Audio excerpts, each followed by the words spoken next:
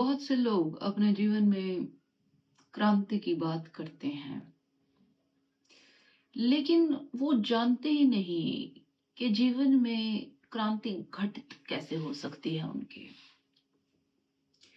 अगर आप अपने जीवन का विश्लेषण करें और ये समझ जाएं कि आपकी मौलिक कमजोरी क्या है, सबसे मूलभूत कमजोरी क्या है, और उस पर काम करें, उसकी साधना करें,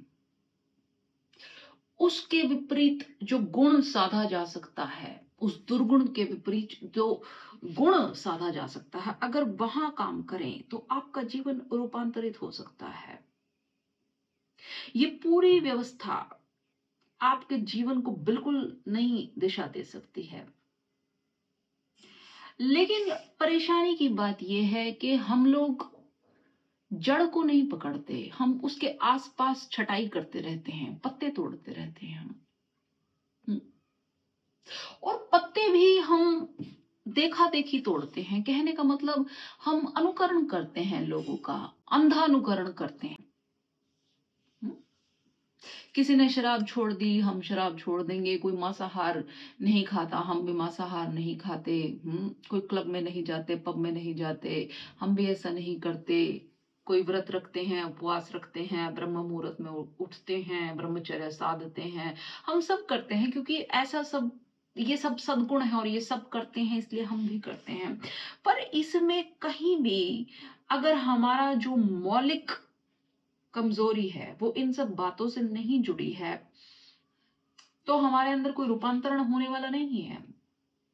कहने का मतलब ये नहीं है कि आप इनके विपरीत करने लग जाइए, नहीं। अगर आपकी इच्छा है ऐसी, अगर आपको लगता है कि ये आपकी साधना में सहायक है, तो आप ये करते रहिए, इसमें कोई प्रॉब्लम नहीं है। लेकिन जब तक आप अपनी मूल बीमारी नहीं पकड़ेंगे, तब तक आसपास आप कितना भी खेल करते रहिए, उससे कुछ फर्क पड़ने वाला नहीं है। समझ रहे हैं मेरी बात आप? ऐसे कितने सारे लोग हैं जिन्होंने शराब पीनी छोड़ दी या मांसाहार छोड़ दिया। उन्हें कौन सी ज्ञान की प्राप्ति हो गई है? क्या उनके जीवन में ऐसा रूपांतरण हो गया है? ज्ञान प्राप्ति तो छोड़िए, कौन से उनके जीवन में ऐसे अलग से संसारी सुख आ गए हैं? कौन सी ऐसी महत्वाकांक्षाएं पूरी हो गई हैं? कौन सा संघर्ष कम हो गया है जीवन का? नहीं, साधारण ही जीवन है ना।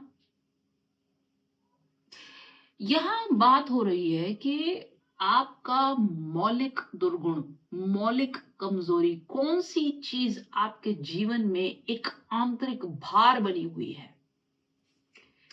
और ये हम सब जानते हैं, पर उसको नकारते रहते हैं, अवॉइड करते रहते हैं, उस डायरेक्शन में हम देखते नहीं हैं। अगर आपको ये पता चल जाए कि आपका वो मौलिक कारण कौन सा है जो आपको धांस रहा है नीचे, तो आप ऊपर उठ सकते हैं। मान लीजिए क्रोध है किसी के जीवन में, अत्यंत क्रोधी व्यक्ति है कोई। अब वो उसके आसपास कुछ कुछ करता रहे, दान दे दे, लोभ छोड़ दे, इवन संन्यास भी ले ले, कुछ भी करे, ठीक है। पर जो क्रोध का भाव है वो तो वहीं का वहीं है। कोई लोभी व्यक्ति है, वो अगर त्याग भी करेगा तो मोक्ष के लोभ में, लोभ वहीं वहीं है, ठीक है। कोई अहंकारी है, अगर उसके अहंकार को चोट ना लगे, उसे बस बड़ाई मिलती रहे, उसका बड़प्पन सदा रहे, वो सब कुछ कर देगा। वो क्रोध भी छोड़ देगा, वो लोभ भी छोड़ देगा, वो दान भी देने लग जाएगा। सब बस कहते रहे कि वाह, ऐसा निर्लोभी व्यक्ति तो मैंने कभी नहीं देखा, ऐसा अक्रोधी व्यक्ति तो मैंने कभी नहीं देखा। पर जैसे ही उसके अहंकार पे चोट लगी, सब खंड खंड हो जाएगा। समझ रहे हैं मेरी बात? तो आपके जीवन का वो मूल अवगुण, वो मूल दुर्गुण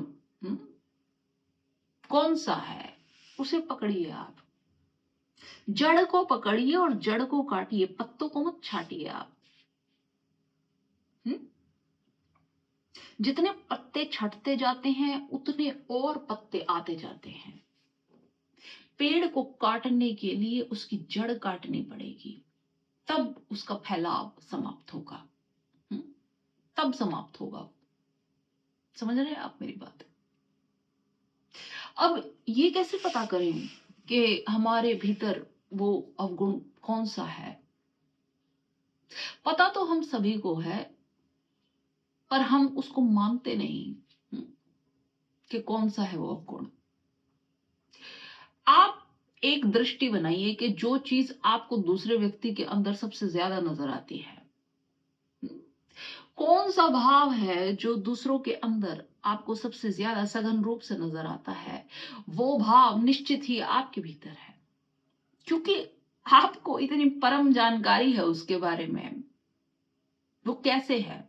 वो कहीं अंदर अचेतन से आ रही है, ऐसे ही नहीं आ रही। वो कौन सी ऐसी चीज है जो जरा सा आपको छूते ही कंपित कर देती है? जरा सा छूते ही कंपित कर देती है, आप अनकंफर्टेबल हो जाते हैं। दूसरों को एज अ मिरर देखिए, आप अपने आप को देखने के लिए उस भाव को पकड़िए जो आपके भीतर कंपित होता है। जो दूसरों के अंदर आपको सबसे ज्यादा नजर आता है कि ये क्रोधी है, कि ये अहंकारी है, कि ये लोभी है, कि ये क्या है, कि ये कामी है, कुछ भी जो आपको दूसरों के भीतर सबसे ज्यादा नजर आने वाली चीज है, उसकी खोज अपने भीतर करनी शुरू कर दीजिए। आपके गहनतम में वो भाव होगा ही होगा, और वही आपका निदान सिद्ध होगा। समझ रहे हैं मेरी बात? अब एक और अगर आप बात पर ध्यान देंगे, अहंकार के बारे में अगर बात करें, बहुत से लोग क्या, सभी को आप ये कहते सुनेंगे कि जो व्यक्ति निरअहंकारी है वो बड़ा अच्छा व्यक्ति है। सभी लोगों को निरअहंकारी लोग बड़े अच्छे लगते हैं, पर क्यों अच्छे लगते हैं? क्यों? सभी लोगों को अक्रोधी लोग बड़े अच्छे लगते हैं, पर क्यों अच्छे लगते हैं? क्यों का एक कारण है, क्योंकि जो निरअहंकारी है, अक्रोधी व्यक्ति है, वो आपको प्रत्युत्तर नहीं देगा। वो चुपचाप आपकी बकवास, आपके क्रोध को ग्रहण कर लेगा, और इससे आपका अहंकार पुष्ट होगा, आपके अहंकार को और बल मिलेगा। इसलिए आपने निरअहंकार को एक ऊपर का पद दे दिया है, क्योंकि उससे आपका खुद का अहंकार तृप्त होता है। जो क्रोधी होगा, जो अहंकारी होगा, वो वापस आपको उल्टा जवाब देगा। इसलिए समाज ने व्यवस्था की है कि जो निरअहंकारी है उसका ऊपर का पद है, लेकिन कारण बड़ा क्षुद्र है इसका, क्योंकि इससे आपका खुद का अहंकार ही तृप्त हो रहा है। इन गुणों की और अवगुणों की एक खास बात है, आपको सब कुछ साधने की जरूरत नहीं है। आपको एक चीज पकड़ने की जरूरत है कि मेरी मौलिक प्रॉब्लम क्या है। आप उस मौलिक चीज पर चोट करेंगे, बाकी सब आसपास का जो है वो स्वयं समाप्त हो जाएगा। ऐसे ही अवगुण है और ऐसे ही सद्गुण है। कोई एक सद्गुण अगर आपके जीवन में आता है तो वो बाकी सब कुछ लेकर आता है,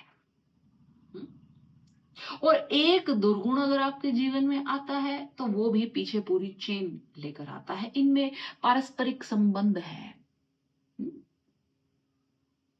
तो आप किसी भी एक को साधिए, अपने जीवन से दुर्गुणों को निकालने के लिए भी और सद्गुणों को लाने के लिए भी। उसके पीछे पूरी की पूरी चेन आएगी। आपको बहुत सारी चीजें करने की जरूरत नहीं है, क्योंकि उससे कुछ होगा नहीं, आप कर भी नहीं पाएंगे। आप एक एक चीज को थोड़ी ना पकड़ के बैठेंगे, अब मैं अपने भीतर क्रोध ठीक करूं, अब मैं अपने भीतर लोभ ठीक करूं, काम ठीक करूं, अहंकार ठीक करूं। जो कुछ भी आपको लगता है, आप अपनी मौलिक चीज को पकड़िए क्योंकि बाकी सब कुछ जो आपके जीवन में ये घटित हो रहा है, ये जो चक्कर है, ये उसी मौलिक चीज की भिन्न भिन्न ब्रांचेस हैं। जब ये मौलिक चीज ठीक हो जाएगी, बाकी सब अपने आप ठीक हो जाएगा। हम्म। ऐसे ही आप कोई अच्छा गुण अपने भीतर लाते हैं। हम्म। मान लीजिए आप सत्य वक्ता बनना चाहते हैं, तो आप जब सत्य को अपने जीवन में लेकर आएंगे, तो उसके साथ साथ और सारी चीजें आती चली जाएंगी।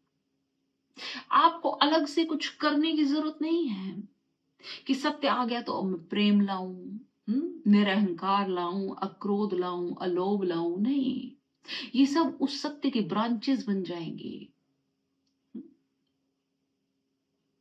फैलाव होता चला जाता है चीजों में। आपको बहुत सारी चीजें करने की जरूरत नहीं है, एक चीज को पकड़ लीजिए, एक बस, उतना काफी है।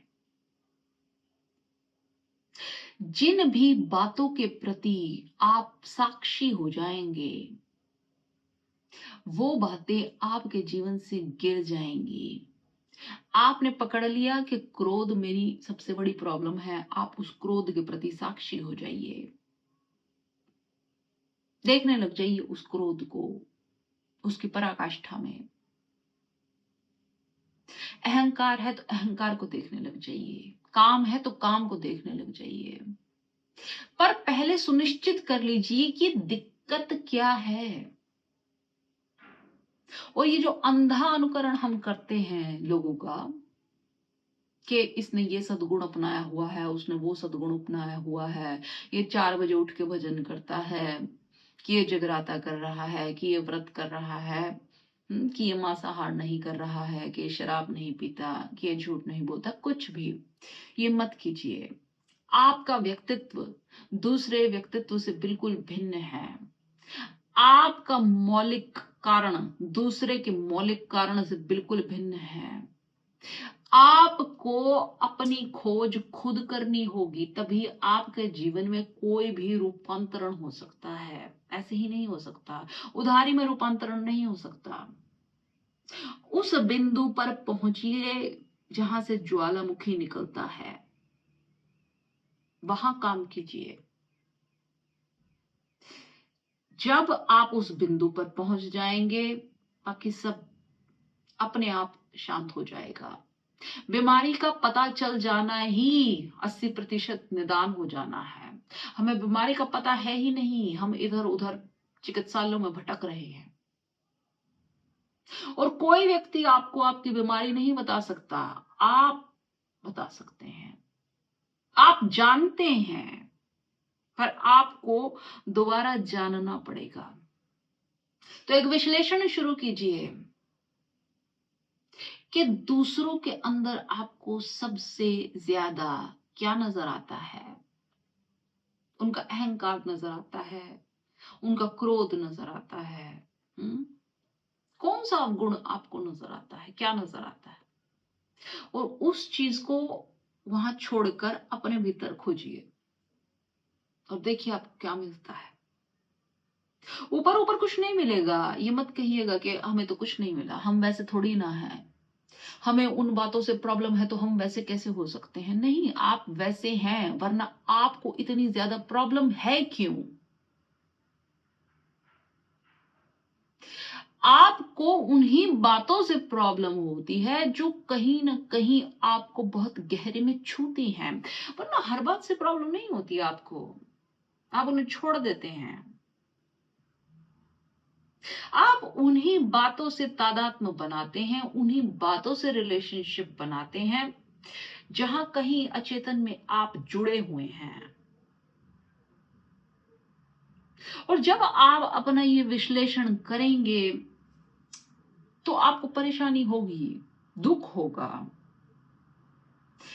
कई परतें उघड़ेंगी जिन परतों को आप उघाड़ना नहीं चाहते। कई स्मृतियां आपके दिमाग में आएंगी जिन स्मृतियों को आप याद नहीं करना चाहते। आपको वापस जाना पड़ सकता है टाइमलाइन में कि ये चीजें कहां से शुरू हुई। ये सब बातें आपको परेशानी दे सकती हैं, पर अगर आप अपने जीवन में सच में कोई महत्वपूर्ण क्रांति लाना चाहते हैं, तो आपको ऐसा करना चाहिए।